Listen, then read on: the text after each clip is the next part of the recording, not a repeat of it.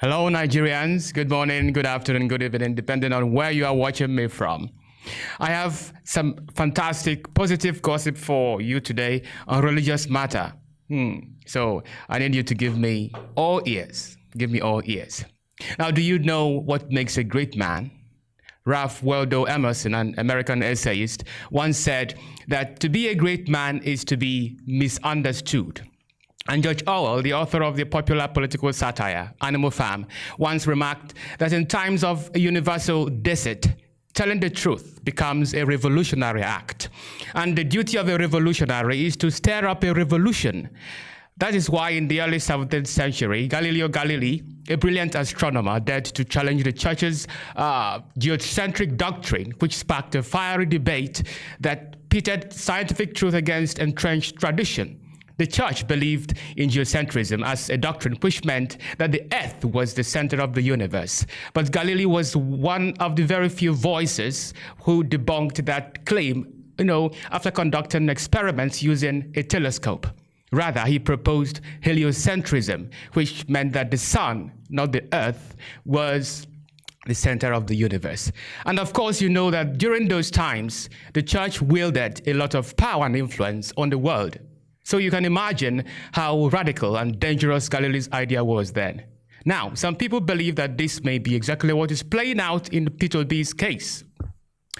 What is interesting about the former governor of Anambra State is that what he said about prayer a week ago is still causing tensions in the religious camp and verbal war between Christian ministers and those who I may regard as free thinkers.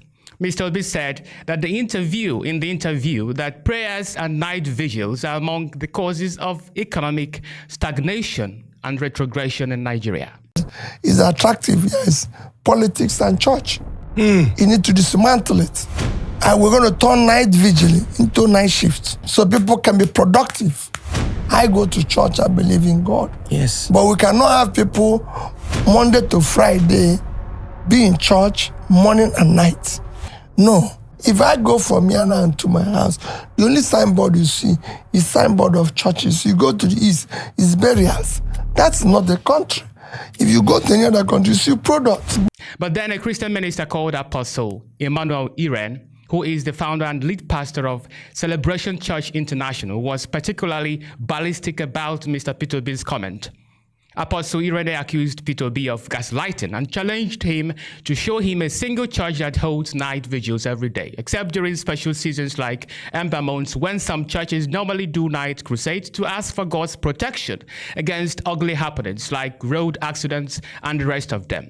Apostle Irene compared night vigils to gyms, arguing that attending vigils and gyms can coexist with work and production. Take a listen. Every day on the internet, you see someone say, instead of spending all this time in church, having vigils every day. Which church do you know that has vigils every day? Some might have vigils every day for a season, but no church has vigils every day. Please don't get me wrong. I have profound respect for the person who said this. It is part of my privileged roles in Christ and in the body of Christ to set the record straight on some things like this. If churches don't have vigils every day, how often is too often? Twice a week? Thrice a week? Do you realize if you saw someone who goes to the gym every day, you won't think he's wasting economic hours? Don't you see that the bias is hidden? If you saw someone who hung out with his friends thrice a week, you say it's good work-life balance. But someone who goes to church thrice a week, we say we need to be more productive as a nation. First and foremost is the gaslighting for me. Nobody who has been in government, past or present, has the right to make such a comment. For God's sake, if the people don't go to church, have you provided jobs for them? Where are the jobs? I say this with all sense of humility. Please don't get me wrong. Sometimes the level of output in my life in 1 month, if it was someone else's highlight for a whole year, you've tried. If all you do in a year is to release an album, you've tried. You have to understand, I have like 5 full-time jobs. I believe in productivity, but please don't let anyone talk down on your devotion, your faith in the Lord. Protect it with all you have. Don't let anyone talk you out of your covering. Prayer got you here. Stick to it. Now, following Apostle Irene's comments, some social media personalities opened up a flurry of verbal attacks against the apostle. An influencer known as Uncle Ayo made an insightful response to Apostle Irene's comments. He said, "Don't know if there is a longer version of this video, but it is important to point out 5 premises. 1. You started this clip with a lie, Pastor Irene. There are churches who hold vigils for 15 days, 30 days, 45 days. Ask around. If you want to circle around literal every day, as in 365 days per year, then it becomes a game of semantics. If a church organizes 30 days vigil thrice a year, that is 25% of the entire year. 25% of everything, anything is statistically significant. So the use of every day is irrelevant. Vigils run for about 6 to 7 hours. Nobody goes to the gym for 7 hours daily, except it is their daily bread. No one meets up with friends daily for 7 hours. Based on your argument, the only acceptable time for people to attend vigils in that frequency is if it is their daily bread. 2, Peter Obi didn't demonize acts of devotion. He accurately described the laxity in our communal approach to productivity while pointing out indices, hence the vigil reference. Maybe watch the entire clip. 3, in what capacity are you indirectly asking Peter Obi if he has provided jobs for them? Where was this energy when an official legislation for Sharia law floated publicly? Do you know it is still in reading? 5, Peter Obi isn't the problem of Nigeria. He raised a valid concern across multiple indices, pointing out lazy approach to communal productivity. Egging the Christian polity in his manner has only one repercussion. That base won't vote for him. The consequence, repercussion, wouldn't be his to bear, but of course, points to raise and all that. Now, Dele Farotimi, a famous writer and human rights activist, also talked about it. He said, how many sermons has he preached in condemnation of the evils that have overtaken the country? Or is it enough for him to be nitpicking about what Peter Obi said in a podcast? What did he say about NSAS? Anything on the minor strike for treason? Elections? I beg. End of quote. Very sad. In a tweet he made yesterday, Apostle Irene clarified his earlier statement. He said, I see that this video has made rounds on this platform. These days, one has to clarify everything because most of us see everything to the lenses of our bias. Few things to note. 1, for the records, I have been an avid Peter Obi supporter. I posted a picture of us on this platform, ironically, just about a month ago. I praised him for his culture of modesty and how Christians should emulate that. 2, there are indeed Christians who, rather than working towards a great nation, are only praying that the nation moves forward.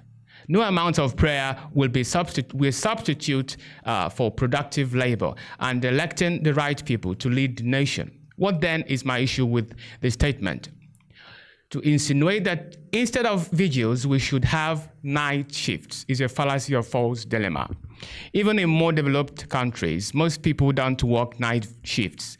Church vigils are not the reason people don't work night shifts. If you want more morning, afternoon, or night shifts, hold the government accountable. Even then, let people do what they want to do with their personal life, personal time. Almost no church holds vigils Mondays to Fridays, and both morning and night. I know this will still fly over some heads, so let me break it down. Thrice a week may be a lot, but it is not every day. Having 20 days of vigil is still not every day. Also, most multiple meetings in churches are had by different subgroups of people in church and not everyone. So why say Mondays to Friday? It is called a straw man argument to present the worst possible scenario so you can win an argument. Like I said, if the average Christian does not go to church more than twice or most twice a week, the generalization reflects a bias. Going to gym that many times is not too much. Socializing that many times a week is not too much. But going to church is hurting the productivity of the nation. That is simply dishonest. If you aren't a believer and you see no point in spiritual exercise, I understand. But even then, people should have the right to do what they want with their personal time. The church has helped the nation's productivity in a tangible way. There are a lot of soft skills that are developed in church: music, photography, videography, to mention a few. Even most of the secular artists hone their gift in church. This is not to discredit the person of Mr. Peter Obi. I just beg to differ, which I very well have the right to as a stakeholder. I remain a supporter of his ideologies. End of quote.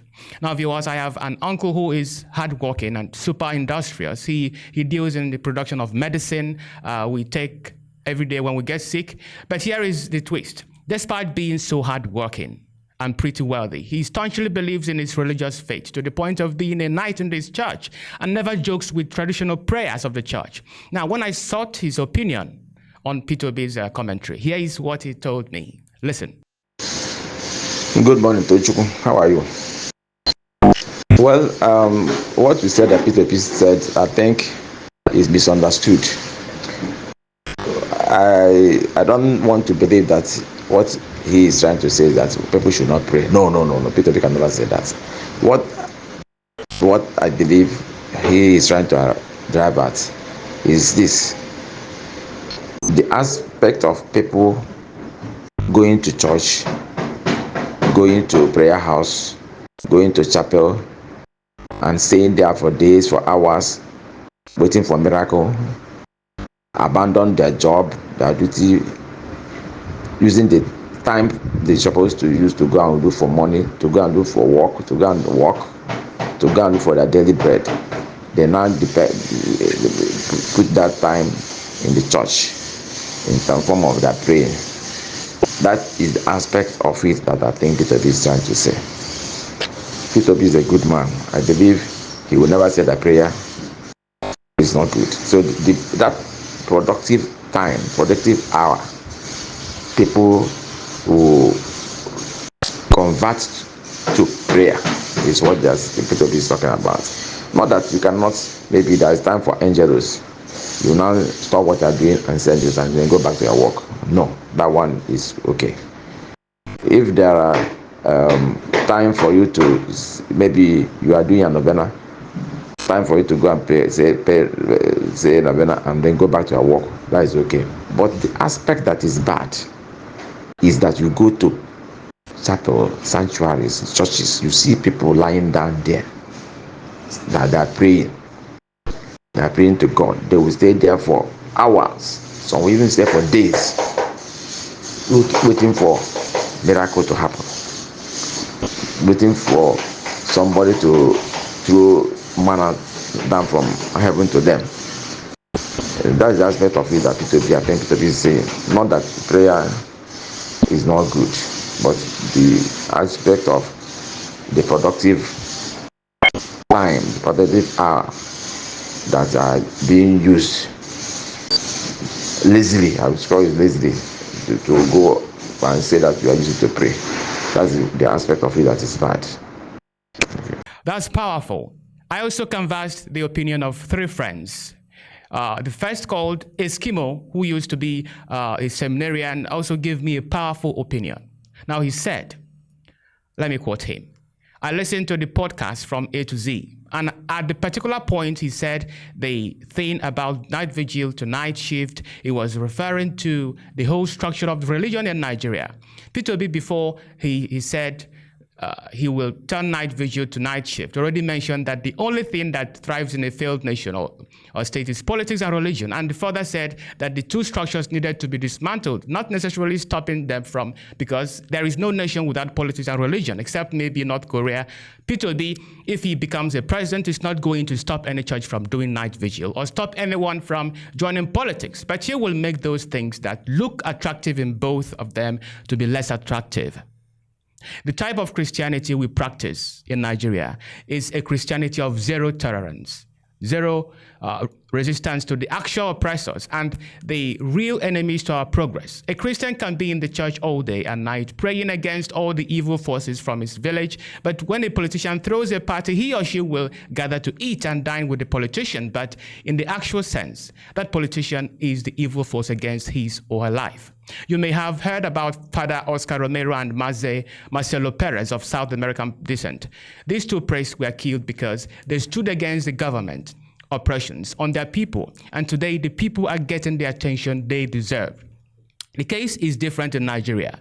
No single man of God in Nigeria or an ordained minister of God is ready to fight this evil establishment called government in Nigeria, which is actually making people seek for things from God, things that are supposed to be provided by the government. The likes of Oyedepo and co will ask their congregation to pray for the government and will take them on several days of retreat prayers for the liberation of Nigeria. No, it doesn't work that way. For Nigeria to work, we need to spend less time in the church and ask for accountability, both from the government and our religious leaders. End of quote. And then a second friend of mine, Ojike Chiku, whose father is a pastor, gave me a quite fantastic contribution. Oji said, what Peter Obi suggested isn't about discouraging prayer. He wants to see Nigeria work at night like other productive societies. Many Nigerians, however, respond out of fear, believing that they must pray all night to fend off attacks and demonic forces. Why do we see night vigils as necessary? Is it out of fear of midnight meetings by enemies? Why not trust that God, who neither slumbers nor sleeps, is already watching over us? I have been part of many night vigils. Most of them involve singing, dancing, and people nodding off during sermon. By dawn, everyone is exhausted and can barely function the next day. Imagine if instead we spent those hours working in a night shift at a factory, adding value to society, creating income, and building careers. I see a church behind me today occupying what used to be a factory. That factory could still be running, employing people, and supporting their families. We just need to create a balance between religion and effective productivity, as even the Bible says, faith without work is dead. End of quote. And finally, a third friend of mine whose opinion I thought was rather concise but confrontational towards Mr. Peter Obi. He told me, my brother, it is not contemporary. Night vigil helps to fight occultism, witches and wizards, and I know that Nigeria is full of evil. If you don't pray hard as a child of God, no matter the development in society, the person wouldn't make it because spirit controls the physical. End of quote. Wow. Different submissions. So viewers, as long as poverty and insecurity are still bred in the country, the argument of what causes these situations will continue to persist. But what do I think about this? I want us to establish a form of balance, which I believe Peter Obi subscribes to. I said in an earlier broadcast of mine that nobody is more religious than Peter Obi. Yes, Mr. Peter Obi believes in religion as much as Apostle Irene does. But the issue here, which I believe is needless, is one of understanding. Just as I told you about my uncle who believes in prayer and work, and these working for him. So I believe the two can coexist, but one, especially prayer, should not be an obstacle to the other, particularly in the country where more than 100 million people are poor.